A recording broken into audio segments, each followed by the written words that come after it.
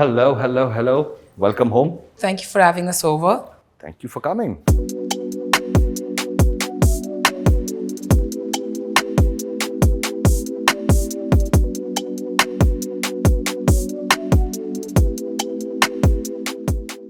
Tell us, when did you move in here? So this is the new house. I've just moved in about 2 weeks back.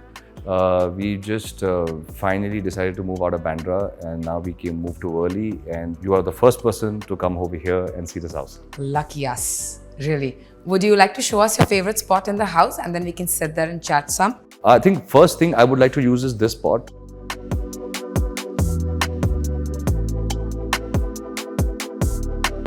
We're going to take you way back, okay, and talk about your days in Mandi. Mandi was very simple. Life over there was very easy. Everybody was family. Everybody was a relative. The high points of the day used to be going next to the river, dipping your feet in the river, climbing up the mountains, picking on apples. I think it was a very friendly robbery that we used to do. We used to go to our relatives' apple orchards, pluck the apples, run away with it. We would sometimes, sit in the jungle, pick up the leaves, eat the leaves if we were hungry, eat the grass. So I think that was something, that one part of my life that I really enjoyed. And now when I go back to Himachal and I go back to Mandi, that's something I really enjoy doing, just climbing the mountain aimlessly to see nature at its best. So tell us about your move to Bombay. How did that come about? I had a very secret fascination towards movies when I was in Delhi. I would love to, which I don't recommend anymore. I would hope my son doesn't do it. Is I used to bunk school and I used to watch movies on a Friday. And after coming from the movie, I used to go back home and I used to secretly listen to the songs, recreate the dance steps, perform some scenes. The fascination was very real, but I didn't have the confidence to ever tell my own father or my mother that I want to be an actor. I used to go for auditions, I used to go for acting workshops, and my parents couldn't understand that why am I in Mumbai, I think after a year and a half, I finally confessed the plan. It was a bit of a shock because, as a kid, I was never seen dancing. I was never seen singing. I had nothing, I never showed any interest in, creativity. So my father was completely taken aback. And I still remember he told me, really? Like, you're not tall enough, you're not handsome enough, you're not good looking enough. How the hell are you going to be an actor? Finally, he decided to support my dream, which I'm very grateful for. Yeah. He, somewhere down the line, told me, he said, son, I don't know if you're good at it or not. I don't know if you're going to make it or not, but I don't want you to have any regrets. Give yourself a time frame, go out there, live your dream, and I hope you make me proud. And if you don't feel disheartened, maybe God has a different plan for you. But luckily, God had the right plan for me. If you could talk to us a little bit about your initial days when you started out trying to get into the industry, right? Yeah. What was that like? Many people don't know this, but I used to do about 10 to 15 auditions at that point in time. Nothing was planned. First of all, I didn't know what is the meaning of acting. I still remember I went to one acting school, and the first time they gave me a dialogue, which I still remember, was "Chalke ve doodh par rone se koi laabh nahi." And I was so fascinated with the purity of the language, acting, what acting means, the scripting, and all that stuff really fascinated me. After completing my acting workshop, I remember going for auditions. I didn't know how to get an audition. So there used to be coordinators, which I got in touch with. And then I started realizing that it's not particular. You just need to keep going at it. Ayush, before I ask you the next question, should we walk around a little bit and see? Oh yeah, sorry. Yes.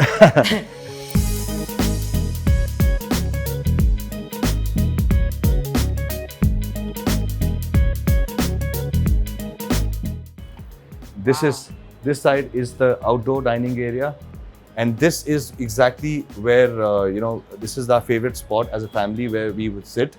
All the things that we do are in this particular spot because the view is extremely beautiful. When we entered, we said it's such a beautiful house and it feels like home in spite of its largeness, right? Yeah. You have to tell us who did the house, you or Arpita. The honest truth, okay?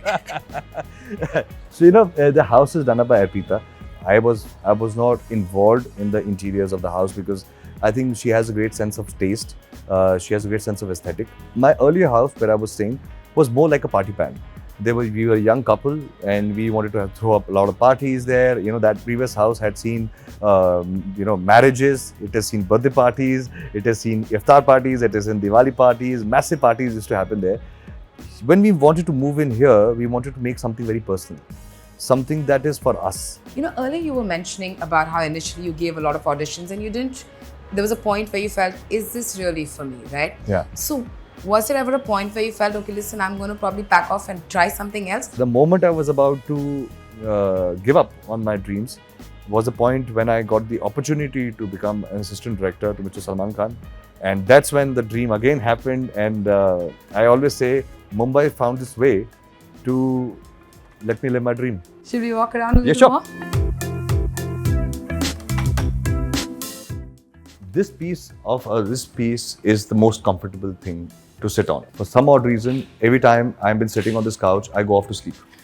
It does look very snuggly and just like sink into it. This is a bar to host people, and that's Mr. Porter's also, because it's a bar. I want Mr. Porter to also have a drink. So he's having his water there. And can we meet Mr. Porter? Yes, oh sorry. So this is a very important person in my house. How old is Mr. Porter? So he's about a year and a half, no, one year to 2 months. He's 1 year, 2 months, but he's one of the most disinterested people in this house. The only time he shows excitement in the whole day is when you go out and you come back. Over and above that, he minds his own business. He's very well behaved. Yeah, thank you. So this is mine and Arpita's bedroom. This is a poof I kept for so that when I have to basically read a script or do some, I love photography, so when I like to edit photos, I like to edit it out over here. And this is a private space like where Arpita and me hang. We only barely hang here. I want to tell you, after 10 years of marriage, there is no chance you can have a private time with your wife at all. We don't achieve it. So we wait for the 30 minutes. This is basically 30 minutes of me and Arpita finding alone time if kids go to sleep. So as we walk to the next spot, can I ask you a question? Yeah. Should we start with how you got your first project as an assistant director? So my first project was Bajrangi Bhaijaan as an AD. And I still remember the experience of being mesmerized by Salman Bhai. I was one of those people who would at a certain point come out of the movie and say, I don't like the movie. What is this? Why did they make this movie? But after being an assistant director, I started valuing the craft, because it is not only about one person, it is not about one director, it is about 200 people. And this was my first film as an assistant director. 200 people who are dreaming that this is going to be a success. That's where the journey began for my first project, like as an assistant director. I continued on Sultan, I did Prem Ratan Dhan Payo.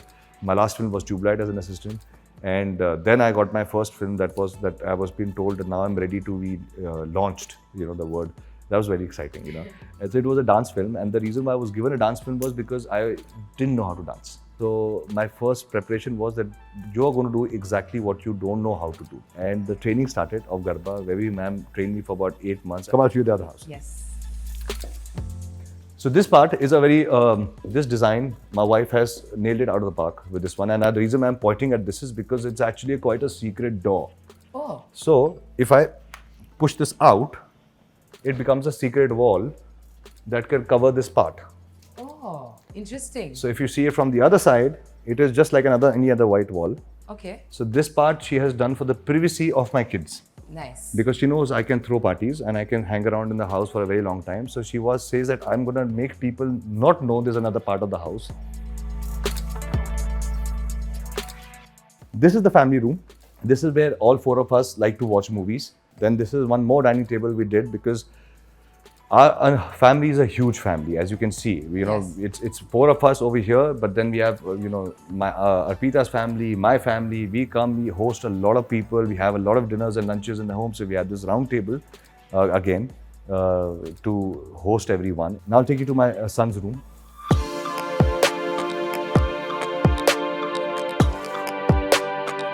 He's a football fan. Oh yeah. We took him to the World Cup finale, and that's when he became extremely fascinated with the sport.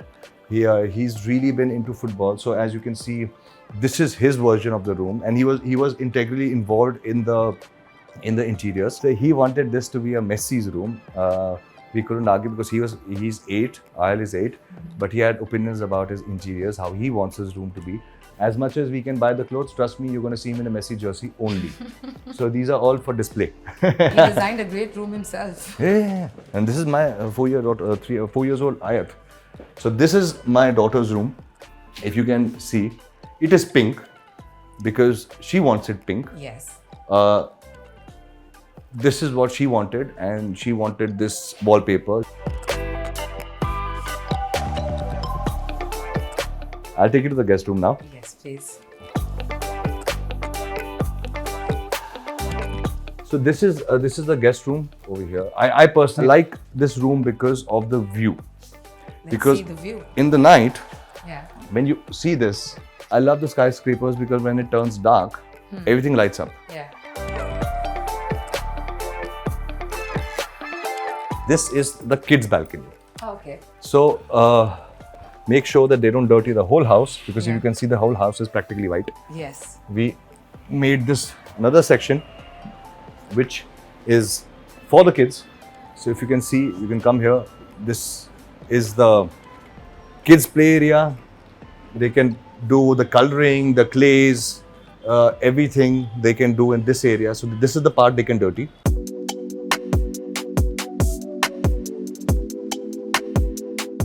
I would love to know, what was it like when the first time you met Mr. Salman Khan? What was that like for you? It was actually very funny because when I met him for the first time, I was enamored. My first reaction, I would say, was, how good looking are you? And the second thought was, okay, you have to be that good to be a movie star. That I'm a miles away from that. I remember in my first meeting, he told me, what do you do? I said, I wanted to be an actor, but I don't think so I'm good enough. So moving on, I'm thinking of opening a restaurant. So his next line was, how have you decided you're not good enough? And he said, you need to train. If you want to do this, you need to train properly. You need to work hard on this element, and I will start your next training.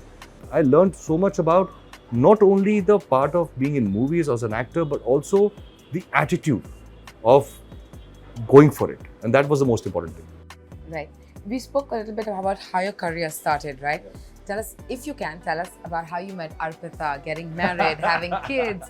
You know, this big switch, change that comes in life. How's that for you? So one thing I really want to bring out in open. Arpita has this image of being very serious and somebody who's very strong, then she really has something. In my opinion, she's a child. This room is a guest room, but I palmed all her clothes over there. She's the most adjusting person I know. And I met her through a common friend at a party. And I remember my friend used to keep talking about Arpita, that they know each other, and she's she's very strict, and she has a lot of attitude. And she's going to kill me for saying it. She doesn't have any attitude, because when I met her, I saw a very sweet girl. And I like to pull her leg because she's 5'11" in height, and I like to call her shorty just to trouble her. She was dangling her legs very cutely, and we became friends. And I felt her that she's a very warm person. She doesn't know me, she doesn't know of me, but she's a warm person. She invited me home. She made me, have food. Now, when you're a bachelor in Mumbai and you're living by yourself, you have two options. You have one maid who comes and cooks food for you, or you cook your own food. Now I don't know how to cook, so my maid was cooking for me. Then suddenly I went to Galaxy and I had started having tasty biryani.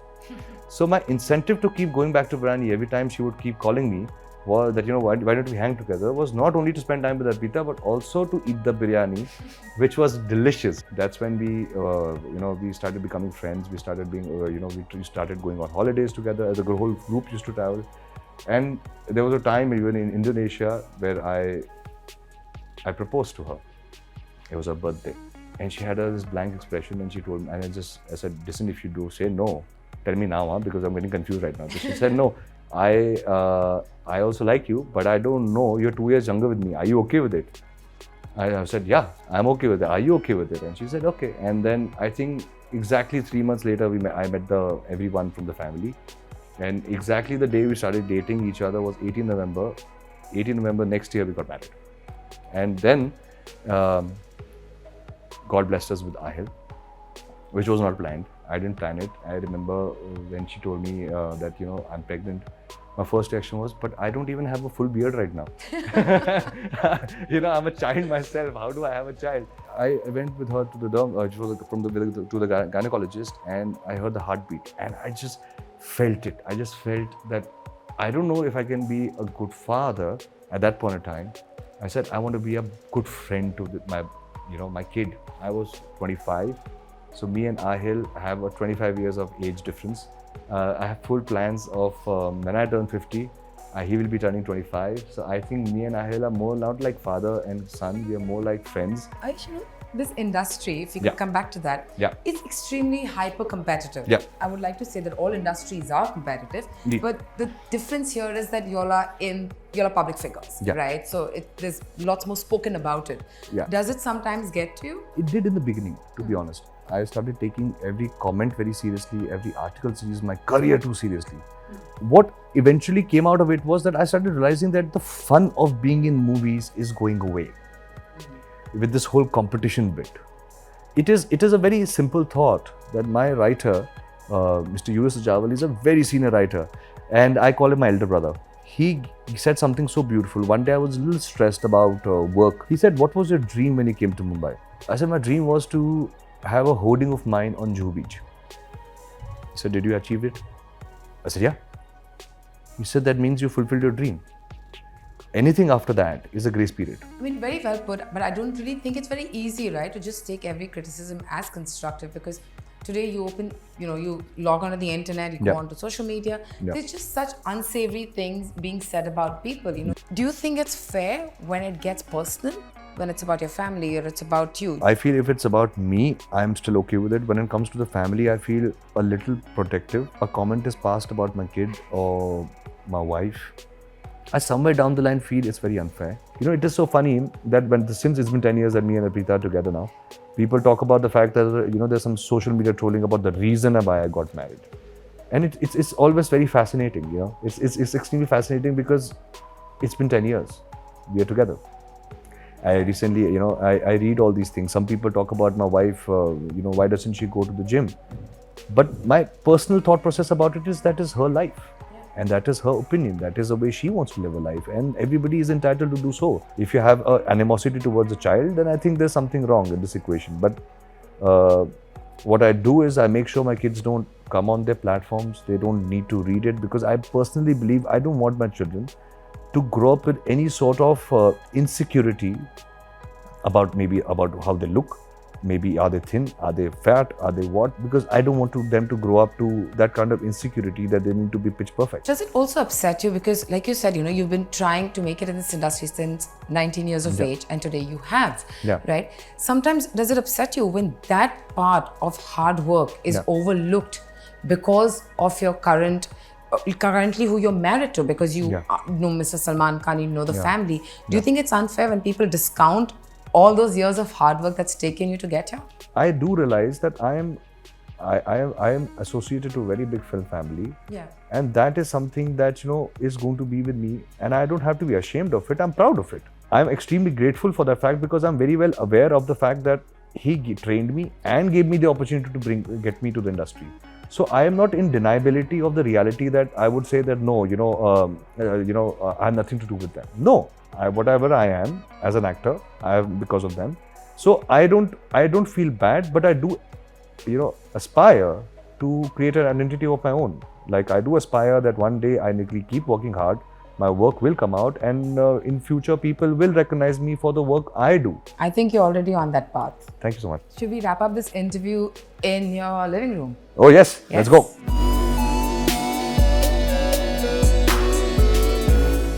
Do you think you get half your cardio done just walking up and down your house? But that's actually what I do. That's in the morning, afternoon. I like to walk over here.